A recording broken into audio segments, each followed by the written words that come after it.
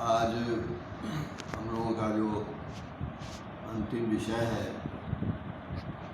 इसका नाम है internal and external purchasing capacity of A currency. ये आपके सिलेबस के अनुसार आपको पाठ करना है और ये थोड़ा अपने ढंग का है, इसलिए इसको आज हम कोशिश करेंगे कि अंग्रेजी में आपको हम बताएं। चूँकि ये इंडियन करेंसी सिस्टम से जुड़ा हुआ है और परचेजिंग पावर से जुड़ा हुआ है, तो पहले हम लोग इस बात को जानें कि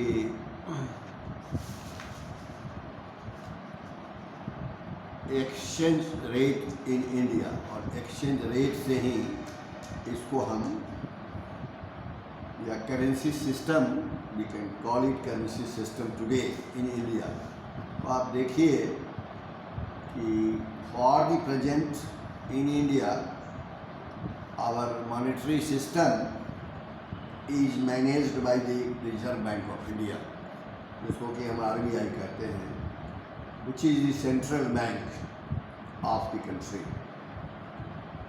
The Indian monetary system is based on inconvertible paper currency. For internal purposes, there are rupee coins and currency notes. For external purposes, यानी बाहर के लिए, बाहर के साथ जब हमारा मूल्यों का निर्धारण होता है, कीमतों का निर्धारण होता है, हमारे करेंसी का वैल्यू जज किया जाता है। For external purposes the rupee is convertible into another currency of the world. ये है आज की व्यवस्था। अभी देखिए, इसके अंतर्गत आपको थोड़ा पीछे जाना पड़ेगा और पीछे जाने के क्रम में आपको यह देखना पड़ेगा कि Indian currency system, the rupee was historically linked with the British pound sterling till 1948, which was fixed as far back as 1928। जो 1928 में तय हुआ था वह कंटिन्यू कर रहा था। Once the IMF, International Monetary Fund, came up, India shifted to the fixed currency system, committed to maintain rupee external value। Hindustan रुपया पर मूव किया, committed to maintain rupees external value, that is exchange rate, वो exchange rate कहते हैं, in terms of gold और US dollar, यानी सोने और US डॉलर के टर्म में रुपए का जो एक्सचेंज रेट था वो तय हुआ। इन 1948 rupees 3.30 was fixed equivalent to US dollar 1। एक रुपया उस समय 3 रुपया 30 पैसे के हिसाब से भारतवर्ष के लिए इसका वैल्यू तय किया गया। इन सितंबर 1975 India डिलिंक्ड rupee from British pound and the RBI started determining rupees exchange rate with respect to the exchange rate movement of the basket of world currencies। पूरे विश्व के साथ इसका संबंध होने लगा। This was an arrangement between the fixed and the floating currency regimes। अब आइए, नेक्स्ट पॉइंट इसका है कि इन 1922 और 23 financial year India move to the floating currency regime with its own method, which is known as the dual exchange rate, DORA। There are two exchange rates for rupee, one is the official rate and the other rate is market rate। Here the point should be noted that it is in the everyday changing market based exchange rate of rupee which affects the official exchange rate and not the other way around। But the Reserve Bank of India may intervene in the forex market via demand and supply of rupee or the foreign currencies. Another important point which is to be noted is that this should be kept in mind is that none of the economies have till date followed an ideal free floating exchange rate. कोई नहीं कर सका है इसमें. They require some mechanism to intervene in the foreign exchange market because this is a highly speculative market. तो ये मैंने आपको बैकग्राउंड बता दिया है एक्सचेंज रेट का, जिसके तहत वैल्यू ऑफ मनी दूसरे करेंसी में कैसे होता है, किन किन कारणों से होता है. इसके लिए थोड़ा और आगे बढ़ना पड़ेगा. जैसे आपको देखना पड़ेगा कि ट्रेड बैलेंस में कैसे काम करता है, ट्रेड पॉलिसी में कैसे काम करता है, डेप्रिसिएशन में कैसे काम करता है, डिवैल्यूएशन में कैसे काम करता है, रीवैल्यूएशन में कैसे काम करता है, एप्रिसिएशन में कैसे काम करता है, करेंट अकाउंट में कैसे काम करता है, कैपिटल अकाउंट में कैसे काम करता है, बैलेंस ऑफ पेमेंट में कैसे करता है, कन्वर्टेबिलिटी में कैसे करता है. ये सब सारी चीज़ें आपको देखना पड़ेगा. और इस क्रम में जैसे मैंने आपसे कहा कि ट्रेड बैलेंस है, तो ट्रेड बैलेंस क्या है? The monetary difference of the total export and the import of an economy in one financial year is called trade balance. It might be positive or negative, known to be either favorable or unfavorable respectively to the economy. First, देखना. Second, trade policy. Trade policy में देखिए कि broadly speaking, the economic policy which regulates the export-import activities of any economy is known as the trade policy. It is also called the foreign trade policy or EXIM policy. The policy needs regular modification depending upon the economic policies of the economies of the world or the trading partners.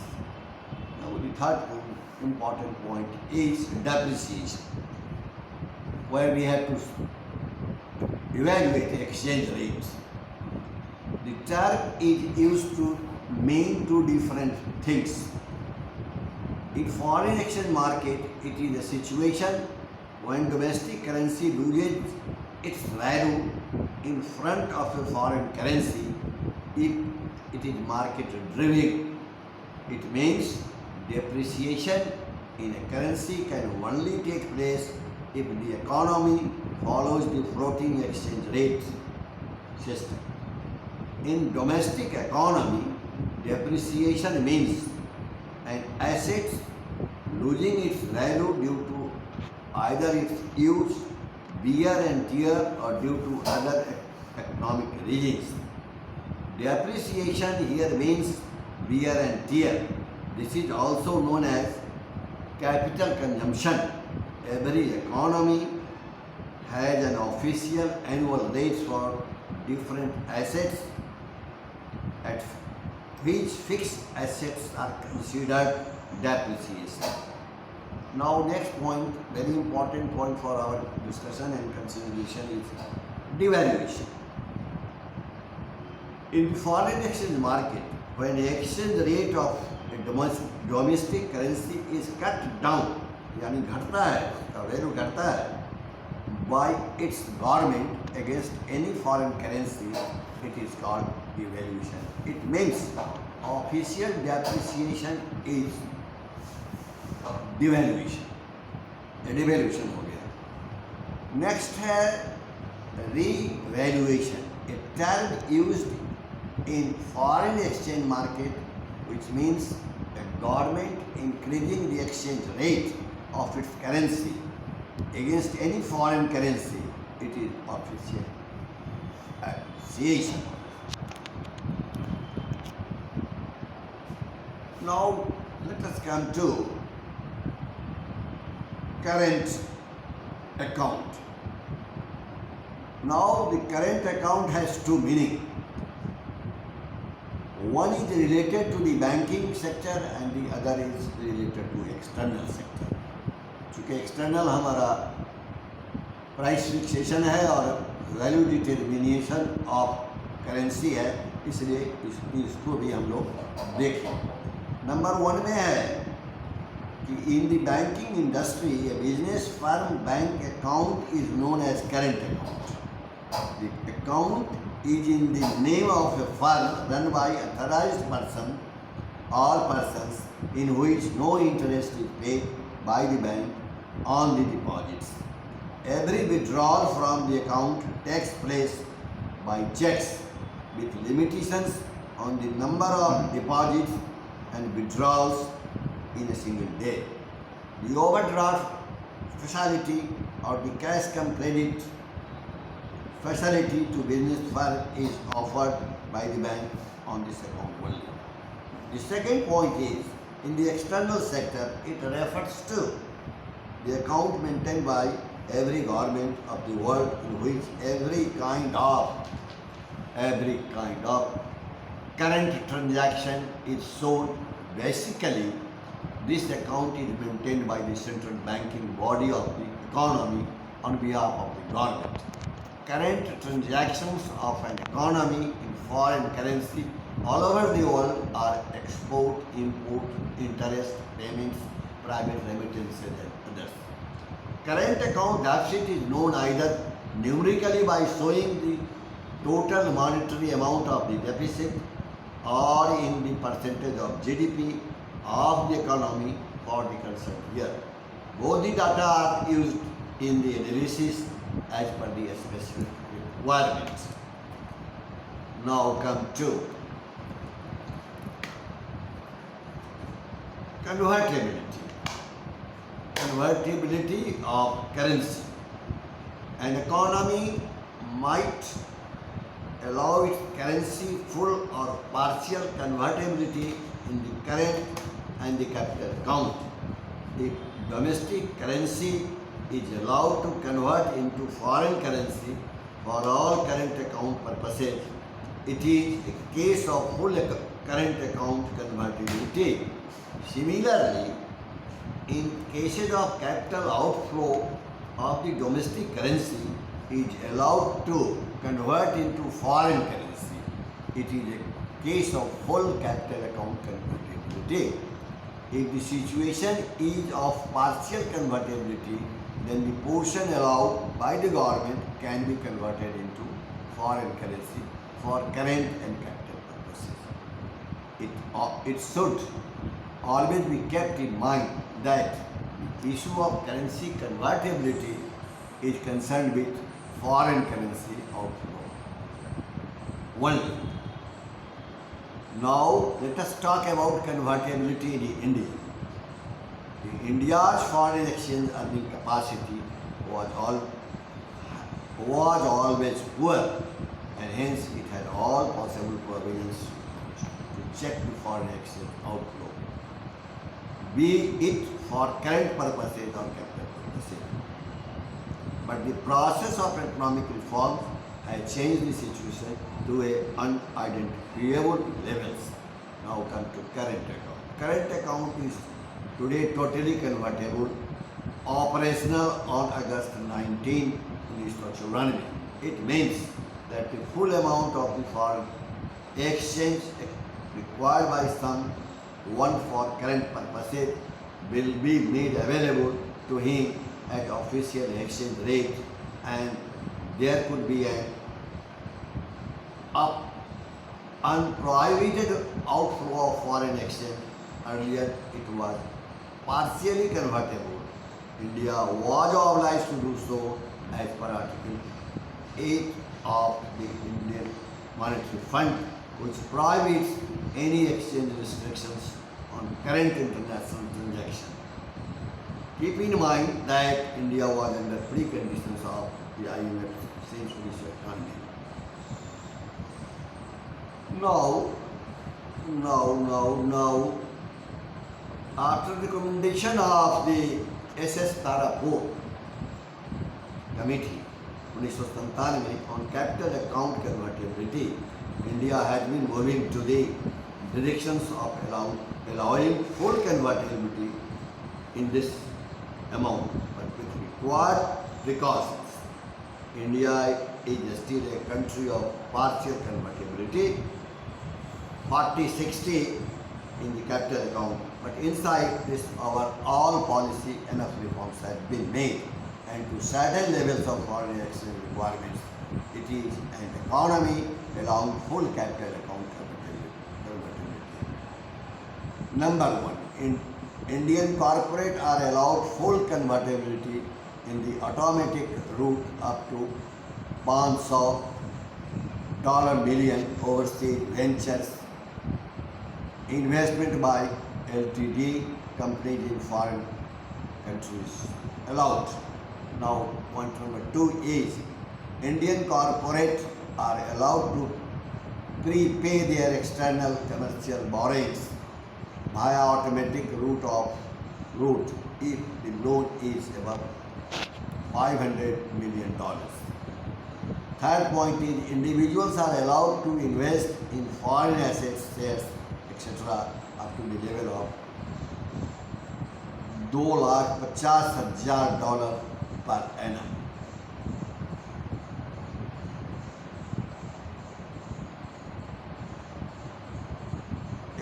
Now let us think about India announced the liberalized exchange rate mechanism system in the Union Budget 93 and in March 1993 it was operational. India derived its currency from the fixed currency system and moved into an era of floating exchange rate system in the rate. Indian form of exchange rate is known as the dual exchange rate. One exchange rate of rupee is official and the other is market driven. The market driven exchange rate shows the actual tendency of foreign currency demand and supply in the economy vis-a-vis domestic currency. It is the market driven exchange rate which affects the official rate and not the other way around. Now, a special economic zone. Let us come to dear currency.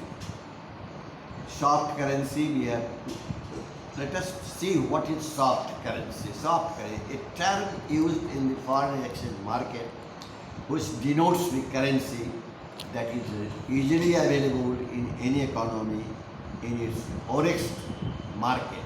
For example, rupee is a soft currency in Indian forex market. It is basically the opposite term for the hard currency. Now come to bear currency. The term was popularized by economics in early 1930s to show the opposite of the cheap currency. When government issues bonds, the money which flows from the public to the government or the money in the economy in general is called bear currency, also called as bear money. In the banking industry, it means a period of comparatively higher costlier interest rates. Now,